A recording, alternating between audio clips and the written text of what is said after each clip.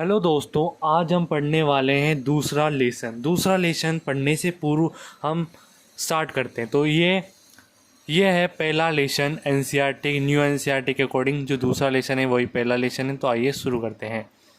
तो चलते हैं, ठीक है। तो यहाँ पे हम टॉपिक पढ़ने वाले हैं 2.1।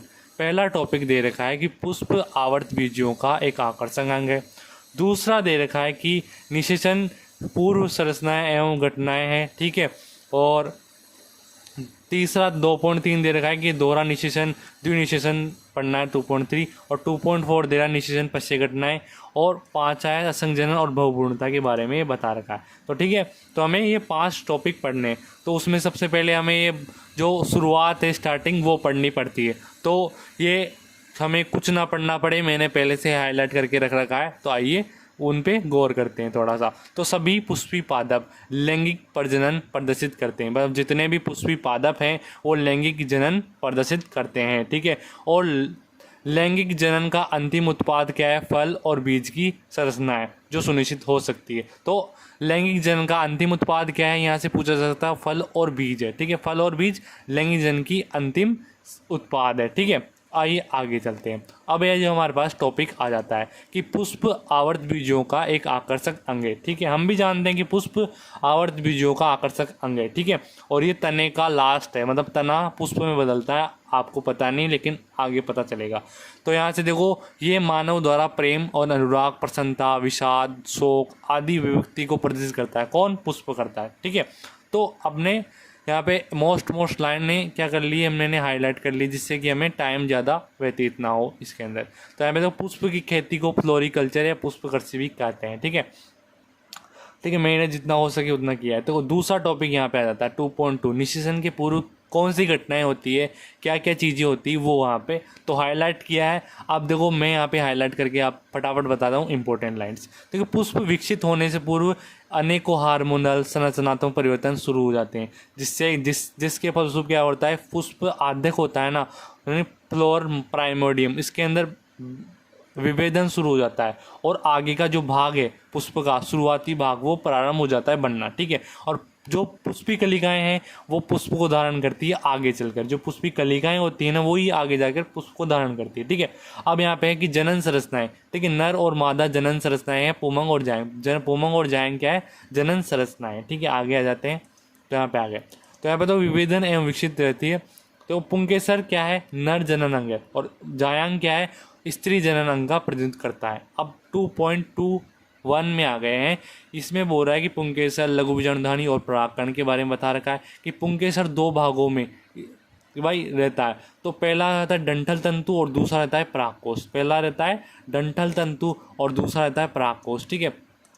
दूसरा रहता है परागकोश, ठीक है। और ये लंबा पतला डंठल तंतु होता है और अंतिम सिरा होता है जो द्विपाली संरचना में होता है परागकोश, ठीक है। अब तंतु का समीपस्थ जो छोर है पुष्प के पुष्पासन से जुड़ा होता है। तंतु का समीपस्थ छोर पुष्प के पुष्पासन से जुड़ा होता है। ये नीट के अंदर आ सकता है, प्रोबेबिलिटी है इसकी। भाई पुंकेसरों की संख्या और लंबाई विभिन्न, भाई पुंकेसरों की संख्या और लंबाई यहाँ तक अलग अलग पौधों में अलग अलग होती है, ठीक है। तो ये यहाँ पे बता रखा है, ठीक है। अब आगे एक प्रारूपकी आवर्त बीजी परागकोश द्विपाली होता है। एक प्रारूपकी जो आवर्त बीजी होता है उसका परागकोश द्विपालित होता है। और प्रत्येक पाली में 2 कोष्ठ होते हैं, जिसे द्विकोष्ठ भी कहते हैं, ठीक है। तो यहाँ पे आ जाओ, ठीक है। परागकोश 4 दिशीय संरचना होती है। परागकोश यहाँ पे बता रखा है कि जो परागकोश है वो एक 4 दिशीय संरचना है, ठीक है, जिसमें 4 कोनों में 4 लघु बीजाणुएं समाहित होती है। प्रत्येक पाली में 2 होती है। मतलब कितनी पालियाँ होती है? 2 पालियाँ होती है एक परागकण के अंदर। तो एक पाली के अंदर 2 लघु बीजाणुधानी है।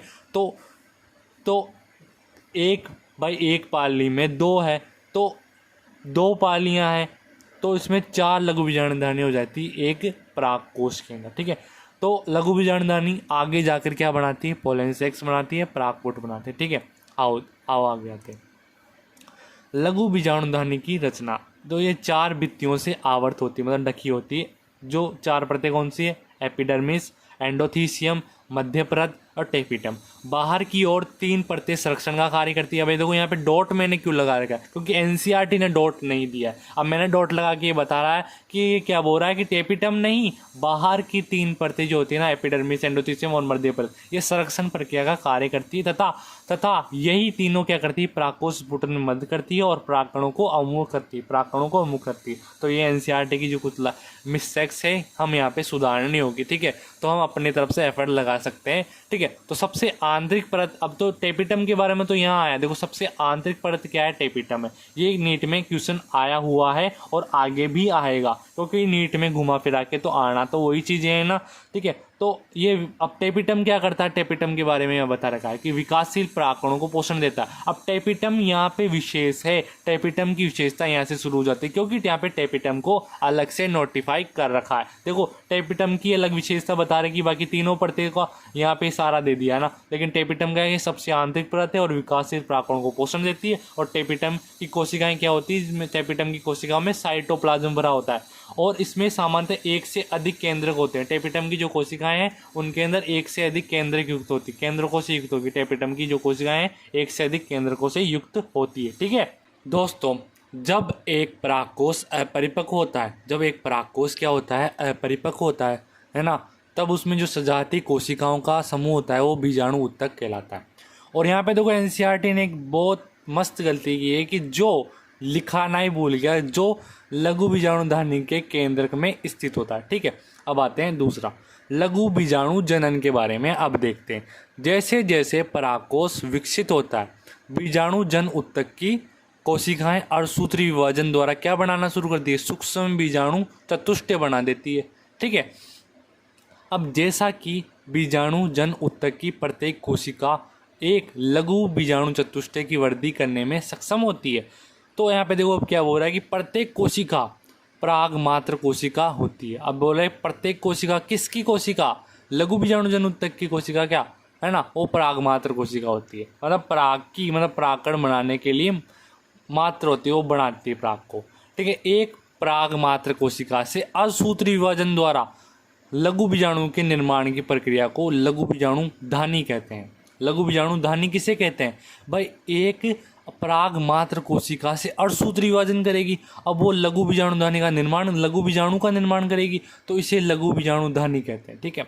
और जैसे कि लघु बीजाणु रचना के समय 4 कोशिकाओं के समूह में व्यवस्थित होते हैं, जिन्हें लघु बीजाणु चतुष्टय कहते हैं, चतुष्क कहते हैं। अब आपको थोड़ी सी लाइनें अटपटी लगेगी, मुझे भी लगती है कब जब पढ़ते हैं, लेकिन इनको पढ़ना पड़ता है थोड़ा थोड़ा इनको बार बार दोहराएंगे तो समझ में आएगी ना। तो परागकोश परिपक्व एवं स्फुरित होता है, परागकोश परिपक्व एवं स्फुरित होता है, तब लघु बीजाणु एक दूसरे से अलग हो जाते हैं और परागकणों के रूप में विकसित हो जाते हैं। और प्रत्येक लघु बीजाणुधानी के अंदर कई हजार लघु बीजाणु और परागकण निर्मित होते हैं। मतलब एक जो लघु बीजाणुधानी है उसके अंदर कई हजार तो लघु बीजाणु है और कई परागकण है, ठीक है। तो ये बात हमें निश्चित है। अब देखो यहाँ से क्वेश्चन आता है कि परागकण नर युग्मकोद्भिद का प्रतिनिधित्व करता है। ये आपको याद रखना है, डिट्टो याद रखना है कि परागकण जो होता है वो नर युग्मकोद्भिद का प्रतिनिधित्व करता है। अब देखो गुड़हल है, इसमें आप सीधा याद रखोगे कि पीले रंग का पाउडर आपको लग जाएगा आप जब हाथ लगाओगे तो। अब देखो परागकण क्या होते हैं, आकार, रूप, रंग, बनावट, इनमें सब में अलग अलग होते हैं। ये आपको समझना ही पड़ेगा, क्योंकि अलग अलग तो होते हैं। अभी लिखा हुआ एनसीईआरटी लिख दी, एनसीईआरटी हमारी माता है, ठीक है। तो अब देखो परागकण सामान्यतः गोलाकार, परागकण जो होते हैं वो गोलाकार होते हैं, जिनका व्यास कितना होता है पूछ लिया जाता है एग्जाम में, 25 से 50 माइक्रोमीटर होता है, ठीक है। और दो परतों वाली भित्ति होती है, ठीक है। किसके, परागकण के पास।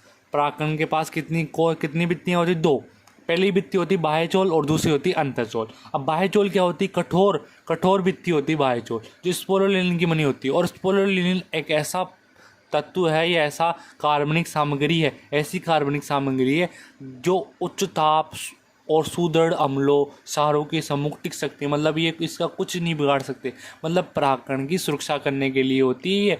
और देखो ये एक बात है कि स्पोरुलिन कहाँ नहीं पाया था, तो स्पोरुलिन है कि वो स्पोरुलिन है ना, वो कहाँ नहीं पाया था, वो पाया था जनन छिद्र के वहाँ नहीं पाया था, अब देखो ये क्या बोल रहा है कि परागकण के बाह्य चोल में सुस्पट धारक होते हैं जिन्हें जनन छिद्र कहते हैं, जहाँ पर स्पोरुलिन अनुपस्थित होता है। तो मैं भी तो यही बोल रहा हूँ कि जो स्पोरुलिन है उसको तोड़ तो कोई नहीं सकता, ऐसा एंजाइम भी नहीं बना, ऐसे अमल भी नहीं है, ऐसा ताप भी नहीं है और ऐसे सार भी नहीं है जो किसको तोड़ सके, स्पोरुलिन को तोड़ सके। लेकिन वो स्पोरुलिन को कोई नहीं तोड़ सकता, लेकिन जनन छिद्र पर जो है वहाँ पे स्पोरुलिन पाया ही नहीं जाता है। अब परागकण जीवाश्मों की भांति बहुत अच्छे से संरक्षित रहते हैं भाई परागकण, जिससे कि परागकण है ना अच्छे से हम बहुत समय तक संरक्षित रख सकते हैं, ठीक है, क्योंकि उनमें स्पोरुलिन उपस्थित होता है। परागकणों को हम संरक्षित क्यों रख सकते हैं? क्योंकि उनके अंदर स्पोरुलिन होता है, ठीक है, ये बता रखा है एनसीईआरटी पर, क्योंकि उनमें स्पोरुलिन उपस्थित होता है।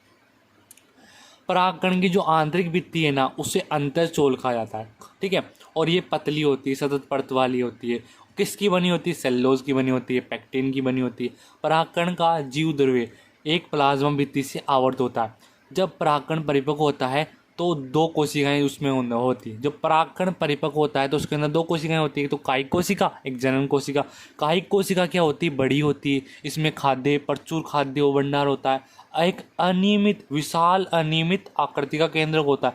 कायिक कोशिका के अंदर विशाल अनियमित आकृति का केंद्र होता है। और जनन कोशिका की बात कर लेते हैं। जनन कोशिका छोटी होती है जो कायिक कोशिका के जीव द्रव्य में तैरती रहती है, ठीक है, तैरती रहती है। तरकु आकृति घने जीव द्रव्य और एक केंद्रक वाला है, और एक केंद्र वाला होता है कौन? जनन कोशिका। अब यहाँ से एक क्वेश्चन बनता है कि 60% आवर्त बीजों के अंदर क्या होता है? परागकण दो कोशी चरण में झड़ते हैं, या ठीक है झड़ते हैं, और बाकी शेष, अब देखो आवर्त बीजी के अलावा जितनी प्रजातियां हैं ना उनके अंदर है ना जनन कोशिका वो समसूत्री विभाजन करती है और तीन चरणी होती है भाई, 3 कोशी के चरण में झड़ती है, ठीक है, वो परागकण, ठीक है, जनन कोशिका। प्रत्येक प्रजाति के परागकण कुछ लोगों में गंभीर एलर्जी और शोषण वेदना भी उत्पन्न करते हैं, जैसे दमा, शोषणी शोथ, ठीक है। और भारत में आयाती गेहूं है ना उसके साथ गाजर घास या पार्थेनियम की जो उपस्थिति है वो सर्वव्यापक होगी, जो परागकण एलर्जी का एक कारक है, ठीक है। और देखो अब यहाँ पे क्या बोल रही है एनसीईआरटी की, परागकण है ना, परागकण वो पोषणों से भरपूर होते हैं, और पश्चिमी देशों में तो क्या है इनको भारी मात्रा में कोलियाँ, सिरीप ये उपलब्ध होते हैं बाजार के अंदर। और उन परागों की ये दावा है कि खिलाड़ियों के लिए और जो दौड़ने वाले घोड़े होते हैं ना उनकी कार्य क्षमता, मतलब उनकी कार्य क्षमता में वृद्धि करते हैं। अब देखो परागकण, मैंने यहाँ पे देखो मोस्ट है, परागकण जब एक बार झड़ते हैं ना तो अपनी जीवन क्षमता खोने से पहले वो वर्तिकाग्र पर जाते हैं, और यदि आवश्यकता हुई तो निषेचन जरूर करते हैं, और नहीं आवश्यकता हुई तो निषेचन नहीं करते हैं और चले जाते हैं। अब पूछ रहा है कि परागकण का जो जीवन समय है वो तापमान और आर्द्रता पर निर्भर करता है, ठीक है। यहाँ पे एनसीईआरटी ने मेंशन किया कि जीवन क्षमता परागकण की तापमान और आर्द्रता पर डिपेंड करती है कि नहीं करती है? करती है, ठीक है।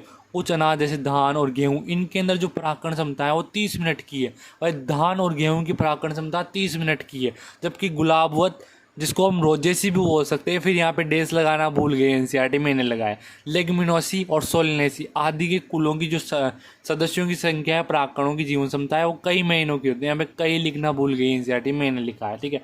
तो आपने बस कृत्रिम गर्भधान के लिए मानव सहित भाई, कृत्रिम गर्भधान मानव में भी किया जाता है, आईवीएफ जो भी है, और जानवरों के अंदर भी किया जाता है, शुक्राणु भंडारी किया जाता है। अब देखो परागकण जो होते हैं उनको द्रव नाइट्रोजन -196 कई वर्षों तक भंडारण करना संभव है, ठीक है। अब देखो हमारी जो पृथ्वी है, यहाँ पे देखो 2 पोल हैं यहाँ पे इस पृथ्वी के, जहाँ पे बर्फ जमी हुई अंटार्कटिका है ना, वहाँ पे, यहाँ पे लेब बनी हुई, वहाँ पे इतना डिग्री तापमान संभव है, ठीक है। तो मैंने आपको बता दिया है, ठीक है। पृथ्वी के जो पोल हैं डाइपोल वहाँ पे है, ठीक है। अब आगे आ जाते हैं यहाँ पर, तो यहाँ पे अगला टॉपिक पढ़ेंगे दोस्तों। इसका नेक्स्ट पार्ट अगली वीडियो में आएगा।